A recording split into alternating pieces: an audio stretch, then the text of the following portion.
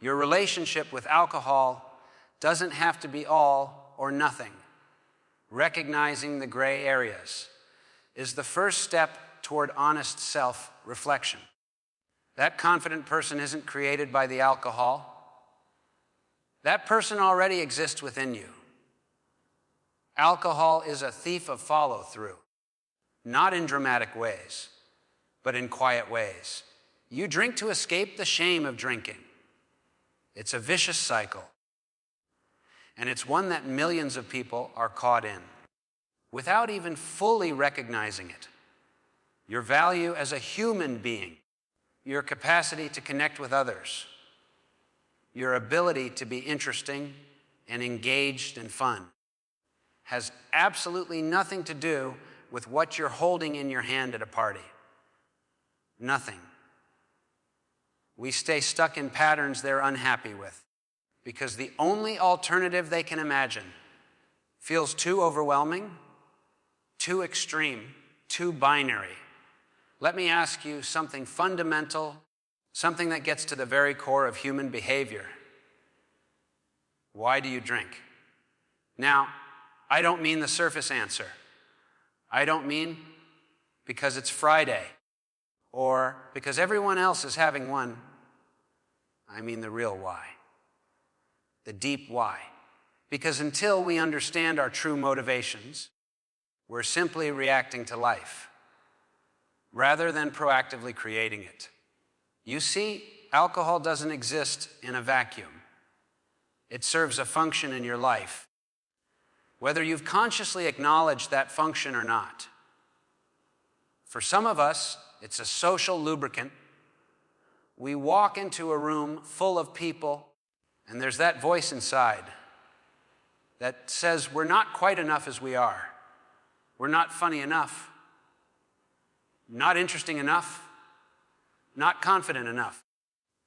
And so we reach for a drink, and suddenly that voice quiets down. Suddenly we feel like we can be the person we wish we were all along. But here's the paradigm shift we need to make. That person you become after a drink or two. That's not the alcohol. That's you. That's always been you, just waiting for permission to come out. Or perhaps alcohol is your pause button. You've been running all day, meeting deadlines, solving problems, taking care of everyone else's needs, and your mind is racing at 1,000 miles per hour. That drink in the evening isn't just a beverage, it's your transition ritual. It's the signal to your nervous system that says, you can stop now. You can finally relax. And I understand that. I deeply understand the need for that release. But we must ask ourselves, have we created a life so demanding, so out of balance, that we need a chemical substance to give us permission to rest? For others, still, alcohol is an escape hatch. Life has disappointments. Relationships fracture. Careers plateau. Dreams don't materialize the way we hoped. And sitting with that discomfort, sitting with that gap between where we are and where we wanted to be, that's painful. Alcohol offers temporary relief from that pain. It softens the edges. It makes reality a little more bearable. But here's what I've learned. Over decades of working with people, temporary relief from pain is not the same as healing. It's not the same as growth. It's not the same as actually closing that gap. The principle-centered approach requires us to be ruthlessly honest with ourselves about what needs alcohol is meeting. Because once we identify those needs, once we shine a light on them, we can begin to ask a more empowering question. What are healthier, more sustainable ways to meet these same needs? This isn't about judgment. This isn't about labeling yourself or fitting into someone else's category. of what's acceptable. This is about effectiveness. This is about alignment between your values and your actions. This is about asking yourself, is this working for me? Is this helping me become the person I'm capable of becoming? Because you have a choice. You've always had a choice.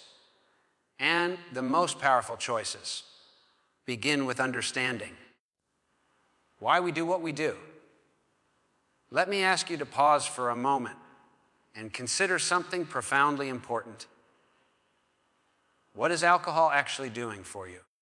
Not what you tell yourself it's doing, not what society says it should do, but what real function is it serving in your life right now? Because here's a fundamental truth about human behavior. We don't do things randomly. Everything we do, every habit we maintain, every pattern we repeat is meeting some need. The question is whether we're meeting that need in a way that's truly effective, or whether we're just applying a temporary solution to a permanent challenge. When you reach for that drink, what are you really reaching for? Are you reaching for confidence? Think about it. You walk into a social situation, and there's this underlying anxiety, this feeling that you're not quite at ease.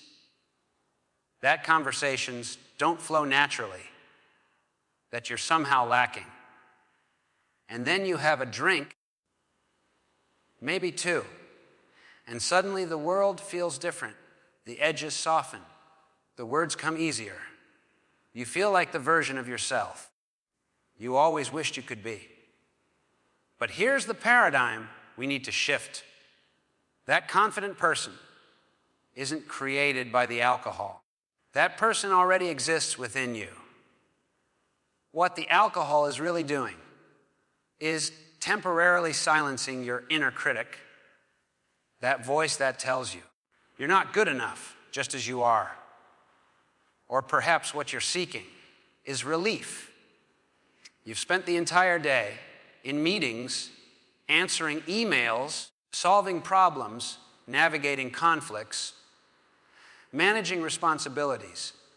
Your shoulders are tight, your mind is racing, and you feel like you're carrying the weight of the world. That evening drink becomes your signal that the workday is over, that you can finally decompress, that you have permission to stop. And I understand that deeply. We all need transitions. We all need moments where we can shift from doing mode to being mode. But ask yourself honestly, have you created a life so relentlessly demanding that you need a substance to give yourself permission to rest? What does that say about your boundaries? What does that say about the sustainability of your current pace? For some of you, alcohol serves as an escape. Life hasn't turned out exactly as you planned. There are disappointments you're carrying,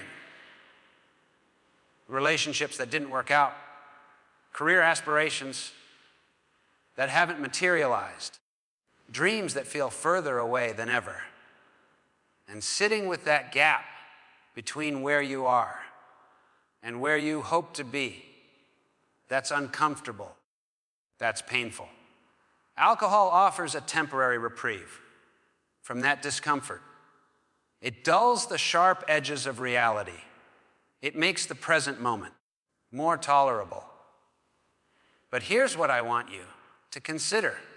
When you use alcohol to escape discomfort, you're not actually solving anything. You're postponing. You're numbing. And while that might provide short-term relief, it prevents you from doing the deeper work of either accepting your circumstances or taking proactive steps to change them. The principle-centered life requires us to be deeply honest about our motivations. It requires us to examine not just what we're doing, but why we're doing it. Because once you truly understand what needs alcohol is fulfilling in your life, you can begin to explore more effective, more sustainable, more authentic ways to meet those same needs. If you're seeking confidence, what would it take to build genuine self-assurance from the inside out? If you're seeking relief from stress, what systems and boundaries could you put in place to prevent that stress from accumulating in the first place? If you're seeking escape, what would courage look like in actually addressing what you're running from? We tend to evaluate our relationship with alcohol based on the obvious things, don't we? We ask ourselves, have I gotten a DUI? Have I lost my job? Have I had a major health crisis? And if the answer to those questions is no, we tell ourselves everything is fine. We tell ourselves we don't have a problem. But this kind of thinking reflects a reactive mindset, not a proactive one. It's like saying your physical health is fine because you haven't had a heart attack yet, while ignoring the fact that you're out of breath, climbing a single flight of stairs. The truly significant costs of alcohol are often the subtle ones, the hidden ones, the ones that accumulate so gradually that we don't even notice them, eroding the quality of our lives. Let me paint a picture for you. Think about your energy levels, not just weather. You can get through the day, but the quality of your energy. When you drink regularly, even moderately, how do you feel? The next morning, maybe you're not hungover in the classic sense, but are you waking up truly refreshed and energized? Or is there a subtle fog, a slight sluggishness, a need for extra coffee to feel like yourself? That's not just a minor inconvenience. That's your body telling you something. That's your most precious resource, your vitality, being compromised in ways that compound over time. And when your energy is diminished, everything else suffers. Your productivity, your creativity, your patience with the people you love, your capacity to show up as your best self. Consider your relationships for a moment. I'm not talking about whether alcohol has caused a major conflict or a dramatic incident. I'm talking about presence. When you've had a few drinks in the evening, are you fully present with your spouse, with your children, with the people who matter most? Or are you slightly numb, slightly distanced, going through the motions of connection without the depth of genuine engagement? Your children don't need a perfect parent, but they need a present one. Your spouse doesn't need someone who never makes mistakes, but they need someone who's emotionally available. And alcohol, even in moderate amounts, creates a subtle barrier to that kind of authentic intimacy. It's a barrier we often don't recognize because it builds so gradually, so quietly.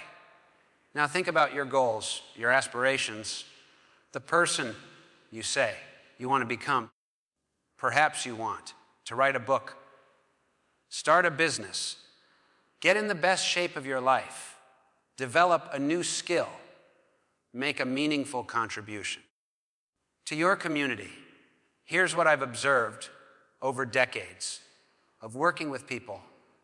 Alcohol is a thief of follow-through, not in dramatic ways, but in quiet ways. It steals your morning clarity. It steals your evening productivity. It steals the small moments of discipline that, accumulated over time, create extraordinary results. You tell yourself you'll work on that project after dinner. But after a couple of drinks, the motivation fades, the mental sharpness dulls, and you tell yourself, I'll start tomorrow. But tomorrow, the same pattern repeats. And what about your authentic self? This might be the most hidden cost of all.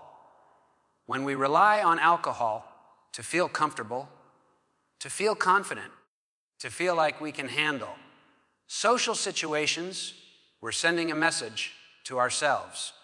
We're saying, I'm not enough as I am. I need this substance to be acceptable. And that message, repeated over months and years, shapes our self-concept in profound ways. It creates a dependency, not just physically, but psychologically and emotionally. We forget what it feels like to navigate life's challenges with our full, unaltered consciousness. Let me share something with you that I've observed time and time again. Shame is one of the most powerful forces that keeps people trapped in patterns they desperately want to change. And when it comes to alcohol, shame operates like a silent prison. You tell yourself you're going to cut back, that you're going to have just one drink, that this weekend will be different. And then Monday morning comes, and you've done it again. You've had more than you intended. You've said things you regret. You've woken up feeling disappointed in yourself. And immediately, that voice starts.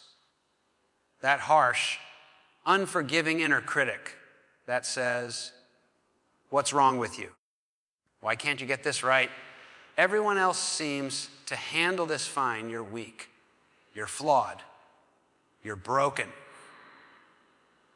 And here's what happens next. And this is the insidious part.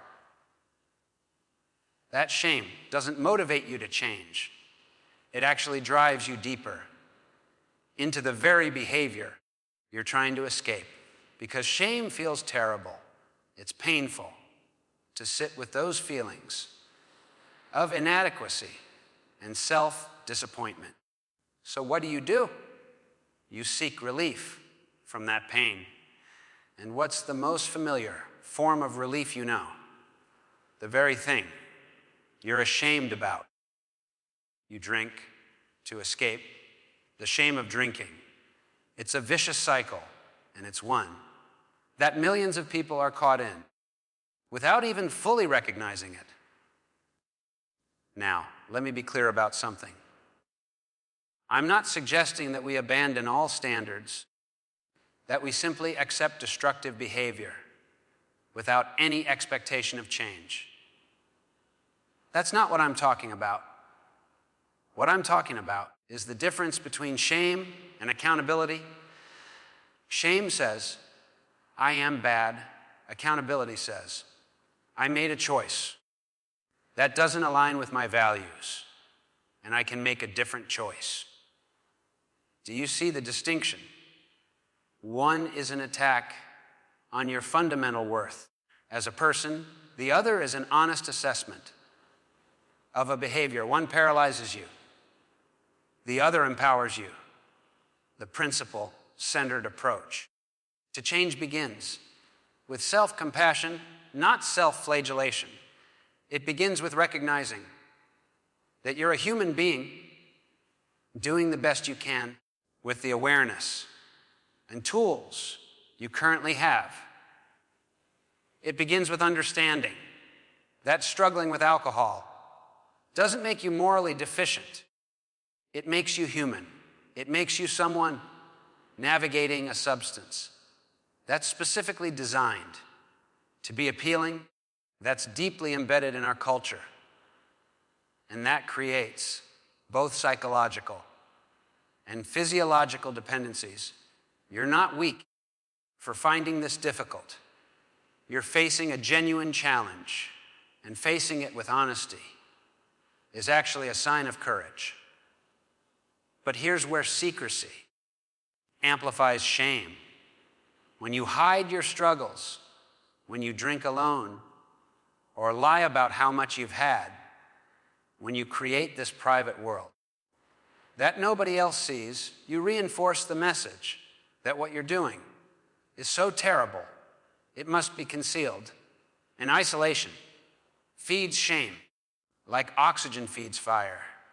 Every secret drink, every hidden bottle, every minimized truth adds another layer to the story you're telling yourself about your own worthlessness. And the longer this goes on, the harder it becomes to break free. Not because the behavior itself is getting worse necessarily, but because the shame is getting heavier. What would it look like to approach yourself with the same kindness and understanding you would offer a close friend who was struggling? What would it look like to say, I'm having a hard time with this, and that's okay. I'm not a bad person, I'm a good person, facing a difficult challenge, and I deserve support and compassion.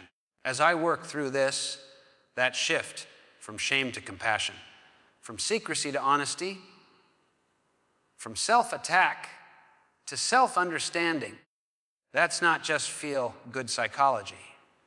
There's a deeply ingrained script in our culture, and it goes something like this.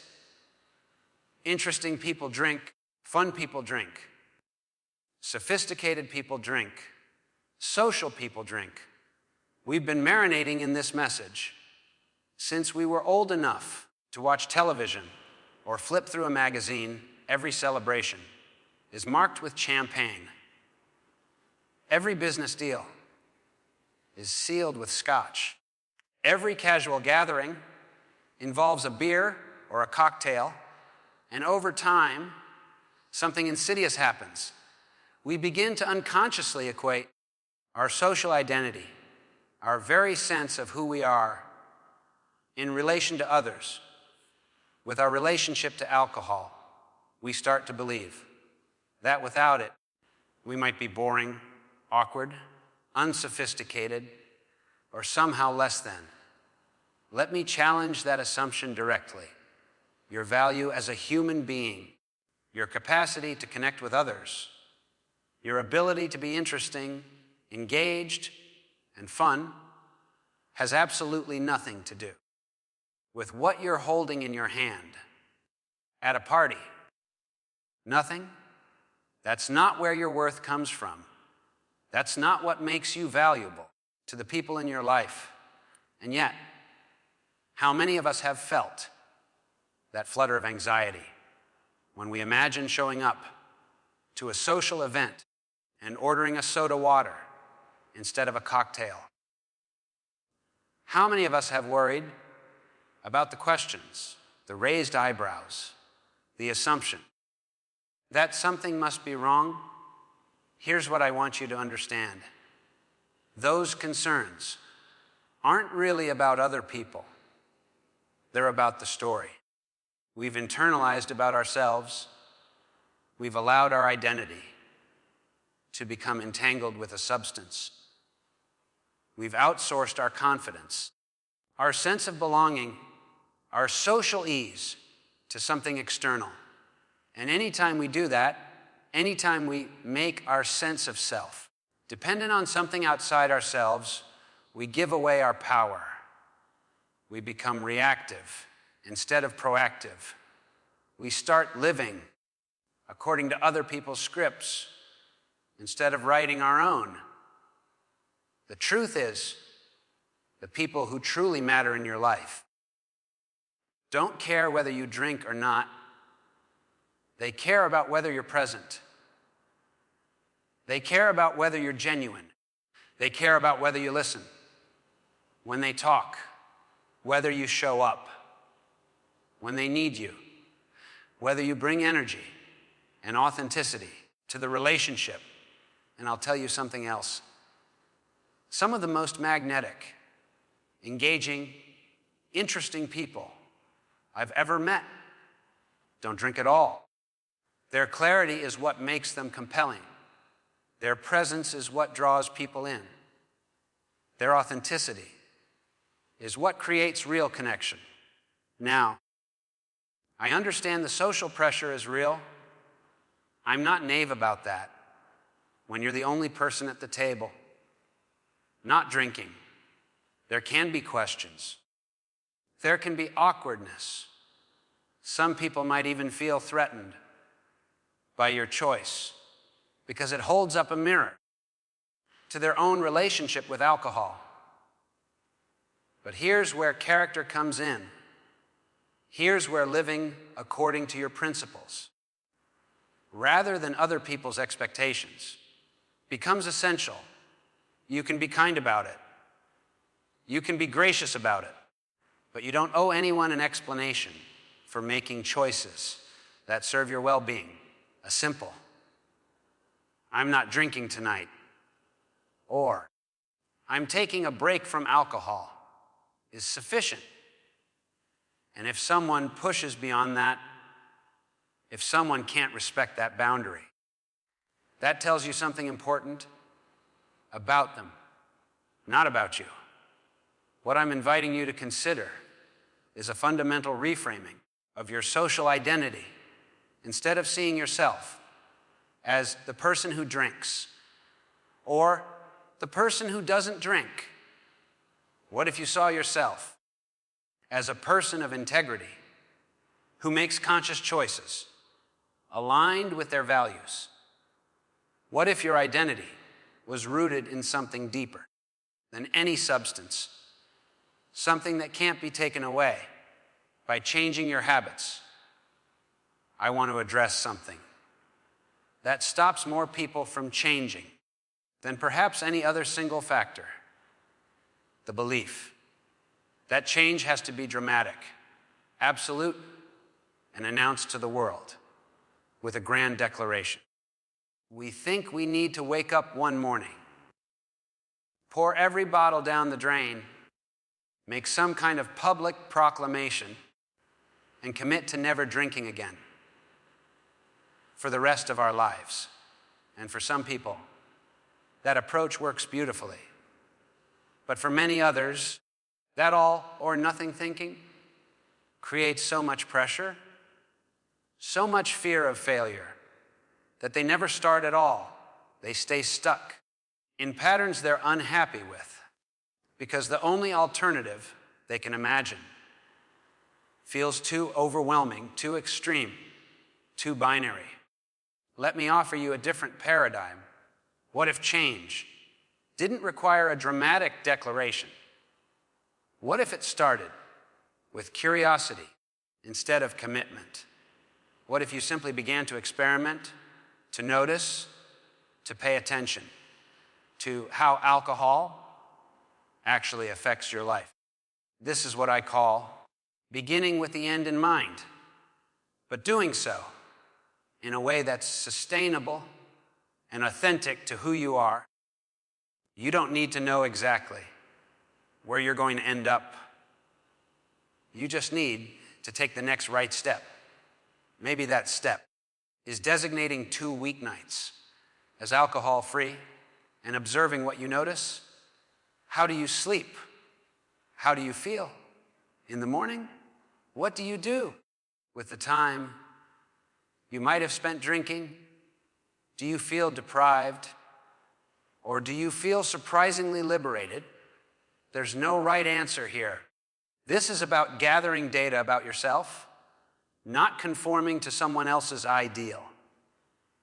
You're conducting a personal experiment, and experiments, by their very nature, don't have predetermined outcomes. They have discoveries. Or perhaps your experiment is about moderation rather than abstinence. Maybe you set a clear boundary, 2 drinks maximum in any social situation, and you stop there, regardless of what anyone else is doing. And then you notice, do you feel satisfied with 2 drinks?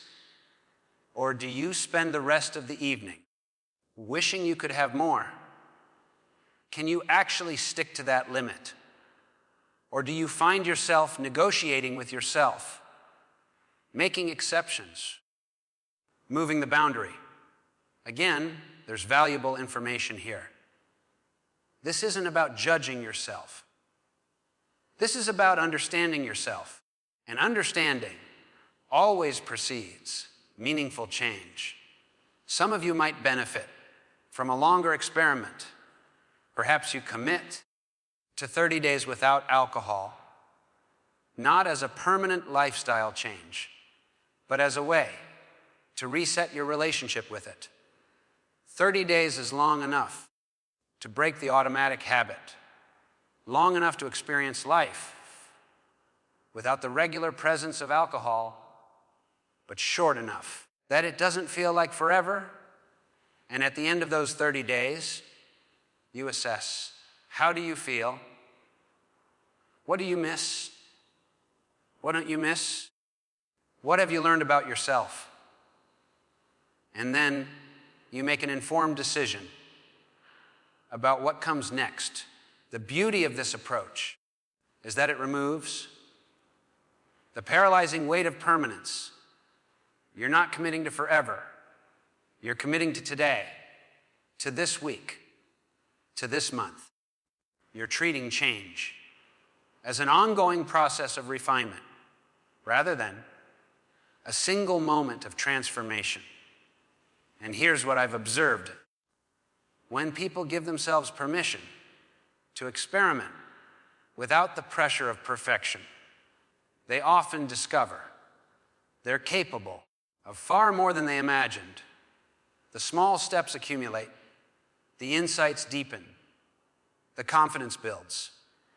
Now, I also want to acknowledge that some of you may reach a point in your experimentation where you realize you need support, and that's not a failure. That's wisdom. That's recognizing that some challenges are too big to face alone and seeking help, whether from a counselor, a support group, a trusted friend, or a medical professional, is actually one of the most proactive things you can do.